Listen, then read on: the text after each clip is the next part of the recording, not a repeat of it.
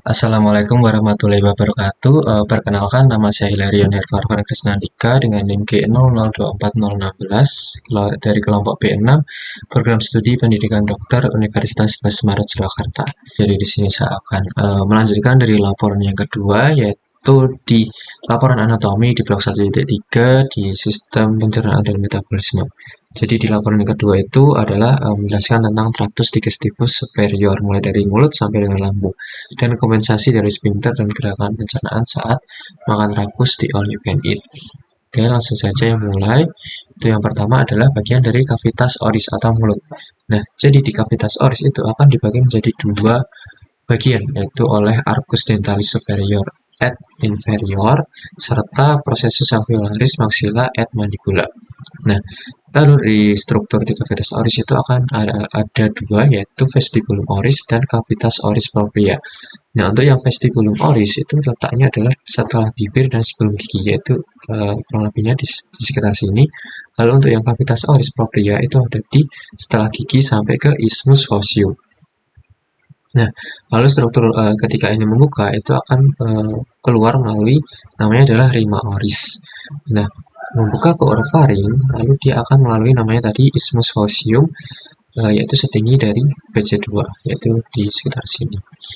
Nah, lalu ada batas-batas di cavum oris. Di cavitas oris ini yaitu yang pertama adalah di atapnya. Nah, di atapnya itu ada sebuah struktur keras, itu namanya adalah palatum dorum, dan yang lunak itu ada namanya palatum mole. Nah, jadi palatum dorum ini keras itu karena dia bagian dari os maxilla. Lalu ada di bagian dasar, yaitu ada diafragma oris dan lidah. Nah, ini lidahnya dan ini ada diafragma oris. Lalu di bagian lateral itu ada corpus adiposum buccae dan processus alveolaris mandibula et maxilla. Jadi buccae itu adalah pipi. Lalu di anterior nanti ada rima oris dan di posterior itu ada isthmus faucium. Oke, lalu lanjut ke palatum. Nah, palatum tadi kan sudah disinggung, yaitu ada palatum dorum dan palatum mole. Nah, palatum dorum itu akan dibagi lagi, yaitu 2/3 anterior dan 1/3 inferior. Nah, di 2/3 anterior itu adalah terdiri dari processus palatinus milik dari os maxilla. Nah, lalu di 1/3 posterior itu adalah lamina horizontalis dari os palatinus. Nah, lalu di palatum mole itu kenapa lunak? Karena palatum mole itu terdiri dari musculus, yaitu adalah musculus tensor veli palatini, dan musculus levator veli palatini, lalu ada musculus palatopharyngeus, lalu ada musculus ovulae, dan musculus palatoglossus. Lalu lanjut ke neurovaskularisasi dari palatum, dari struktur palatum. Nah, jadi palatum itu inervasinya itu yang pertama untuk foramen palatina mayor. Nah, itu dilalui oleh arteri vena nervus dari palatina mayor juga. Lalu ada namanya foramen palatina minor, itu juga dilalui oleh arteri vena nervus dari palatina yang minor. Lalu ada fossa incisivum, itu dilalui oleh arteri palatina mayor dan nervus nasopalatinus. Oke, lanjut ke lingua atau lidah. Jadi struktur lidah itu akan dibagi menjadi dua, yaitu pars posulcalis, yaitu setelah ini namanya sulcus terminalis, dan yang sebelum sulcus terminalis itu namanya adalah pars presulcalis lingua. Jadi pars presulcalis lingua itu akan ada beberapa struktur, yaitu papila-papila atau sebuah tonjolan-tonjolan. Nah, itu ada papila filiformis, ada papila fungiformis, kalau ada papila circumvallata dan papila foliata. Dan untuk yang postsulcalis itu akan ada struktur, yaitu namanya plica glossoepiglotica mediana, yaitu itu adalah refleksi mukosa ke arah epiglotis. Lalu ada plica glossoepiglotica lateralis, yaitu refleksi mukosa ke arah lateral, arah samping. Ini plica ini yang mediana itu berarti yang tengah, lalu yang lateral berarti di samping. Lalu ada vallicula epiglotica. Nah, vallicula epiglotica yaitu ini itu dia adalah sebuah struktur cekungan di antara kedua peringkat di atas. Nah, jadi lokasi ini tuh sering eh, menjadi tempat dari benda-benda tumpul yang tertelan. Lalu ada fossa filiformis. Nah, di fossa filiformis itu adalah sebuah cekungan di lateral epiglottica lateralis sini. Nah, itu biasanya itu lokasi yang sering menjadi tempat untuk benda-benda yang tajam untuk tertelan. Tadi yang mengumpul itu valvula epiglottica, dan yang tajam itu adalah fossa filiformis. Ya, jadi di tengah sini itu nanti akan ada sebuah struktur yang namanya adalah sulcus terminalis, yang merupakan batas antara corpus dan radix. Lalu di tengah sulcus terminalis itu nanti akan ada namanya foramen caecum. Nah, foramen caecum ini dulunya itu merupakan namanya adalah ductus thyroglossus. Lalu lanjut ada glandula-glandula saliva. Nah, itu akan dibagi menjadi 3, yaitu ada glandula sublingualis dan glandula submandibularis dan glandula parotis. Nah, jadi glandula tersebut akan bermuara masing-masing sesuai dengan jenisnya. Lalu yang pertama itu sublingualis, itu muaranya di plica sublingualis. Lalu submandibularis berarti nanti muaranya di furancula sublingualis. Dan untuk yang parotis itu nanti muaranya di papilla parotis. Lalu lanjut untuk muskulus-muskulus yang ada di lingua. Jadi muskulus di lingua itu nanti ada dua jenis, yaitu muskulus ekstrinsik dan muskulus intrinsik. Nah, untuk muskulus yang pertama itu adalah ekstrinsik, itu ada terdiri dari muskulus genioglossus, lalu ada muskulus hyoiglossus, lalu ada muskulus styloglossus, dan muskulus palatoglossus. Nah, itu nanti semuanya itu akan diinervasi oleh nervus hypoglossus. Lalu yang selanjutnya adalah muskulus intrinsik. Nah, muskulus intrinsik itu nanti ada 4, yaitu muskulus longitudinalis superior dan inferior, lalu muskulus transversus lingua, dan muskulus verticalis lingua. Itu letaknya ada di lidah. Nah, ini muskulus intrinsik, dan ini adalah muskulus ekstrinsik. Oke, lalu lanjut itu adalah inervasi dari lingua. Jadi inervasi lingua itu nanti dibagi menjadi 2, yaitu 2/3 anterior dan 1/3 posterior. Nah, di 2/3 anterior itu nanti nervusnya itu ada 2 yang berperan, yaitu untuk sensasi umum dan sensasi khusus. Nah, sensasi umum itu contohnya untuk merasakan tekanan, lalu rasa sakit, itu biasanya di sensasi umum. Dan untuk yang sensasi khusus itu biasanya untuk yang merasakan pahit, manis, asam, dan sebagainya. Nah, untuk yang pertama itu sensasi umum, itu nanti inervasinya itu akan diinervasi oleh nervus mandibularis, yaitu nervus 5 cabang 3, yaitu lebih tepatnya nervus lingualis. Dan untuk yang nervus sensasi khusus itu nanti akan diinervasi oleh nervus facialis atau nervus 7. Nah, lalu selanjutnya yang di 1/3 posterior. Nah, 1/3 posterior itu tidak sensasi umum dan sensasi khusus itu diinervasi oleh nervus yang sama, yaitu nervus nervus glossopharyngeus atau nervus 9. Itu. Oke, lanjut untuk yang bagian dentis.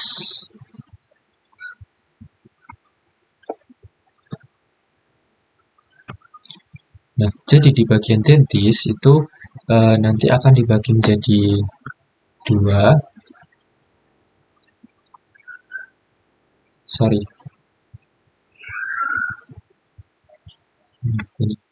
Jadi di dentis itu nanti akan dibagi menjadi beberapa jenis gigi, yaitu dentis incisivi, lalu caninus, premolar, dan molar.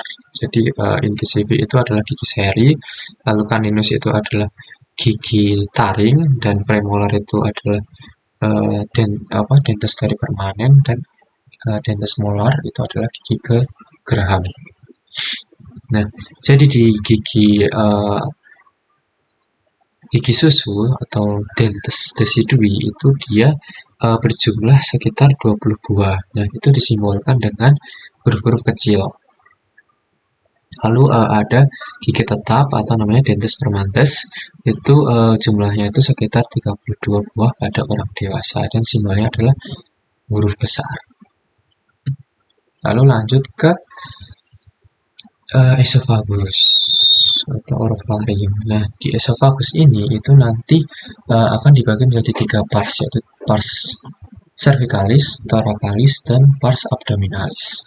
Nah, di pars cervicalis itu dia mulainya setinggi dari VC6 sampai ke VT1. Itu masuk ke cervicalis. Lalu ada thoracalis itu dari VT1 ke VT10. Dan untuk yang abdominalis itu dari VT10 sampai VT11. Dan letak dari esofagus itu adalah di bagian posterior dari trakea. Nah, di esofagus itu ada 3 penyempitan, yaitu angustia superior, angustia media, dan angustia inferior. Dan di angustia superior itu dia setinggi di VC6. Nah, di sini itu nanti akan ada musculus chrysopharyngeus dan cartilago chryssoidea. Jadi di sini akan ada sebuah penyempitan, yaitu namanya pharyngoesophageal constriction. Lalu di sini ada angustia media itu setinggi dari VT4 atau 5, dan di sini itu akan ada tempat dari aorta dan bronchus primarius dexter mila. Nah, jadi di sini akan ada penyempitan esofagus dari tertekannya aorta dan bronchus. Lalu di sini untuk selanjutnya adalah angustia inferior, itu letaknya di VTH10, dan ini adalah struktur yang melalui hiatus esofagus atau sebuah lubang pada diafragma, dan di sini akan terjadi penyempitan juga akibat dari lubang esofagus tersebut. Lalu lanjut ke neurovaskularisasi. Nah, jadi di neurovaskularisasi dari esofagus itu ada arteri dan vena. Untuk yang arteri itu sepertiga dari superior itu akan diinervasi oleh arteri thyroidea inferior. Lalu di sepertiga media itu akan ada aorta descendens thoracica dan ada arteri bronchialis dextra et sinistra. Dan di sepertiga inferior itu akan ada arteri gastrika yang sinistra. Lalu lanjut ke yang vena, itu yang vena itu nanti sepertiga superior itu ada vena thyroidea inferior. Lalu di media, di sepertiga media itu nanti ada vena azygos. Lalu di sepertiga inferior nanti akan ada vena gastrika yang sinistra juga. Nah, untuk saraf yang mempersarafi dari esofagus itu nanti akan dibagi dua, yaitu parasimpatis dan simpatis.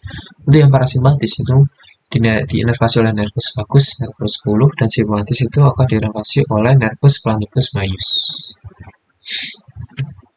Lanjut ke gaster.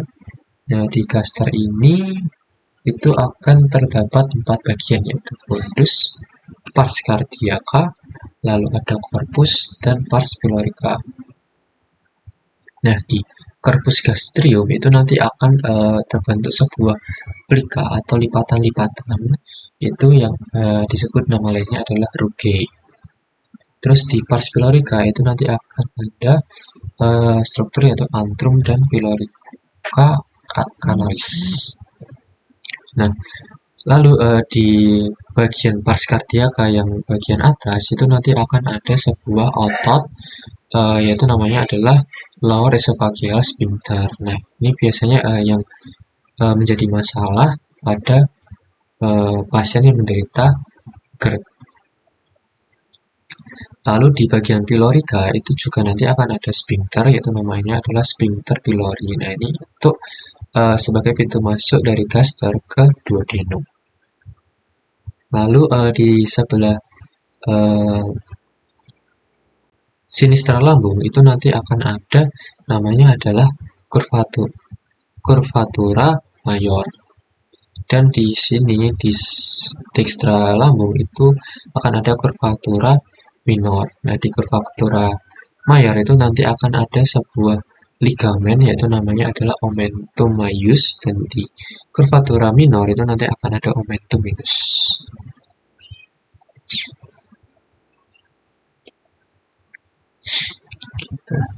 Nah, ini lebih jelasnya yaitu di omentum maius dan omentum minus. Nah, omentum maius itu nanti letaknya di curvatura mayor, dan dia ligamennya itu ada ligamen gastrocolica, lalu ada ligamen gastroprenica, lalu ada ligamen gastrolinealis, lalu ada splenorenalis. Dan untuk yang ligamen di omentum minus itu nanti ada ligamen hepatoduodenal dan ligamen hepatogastricum. Nah, ini untuk inervasi dari lambung itu yaitu yang pertama itu arteri.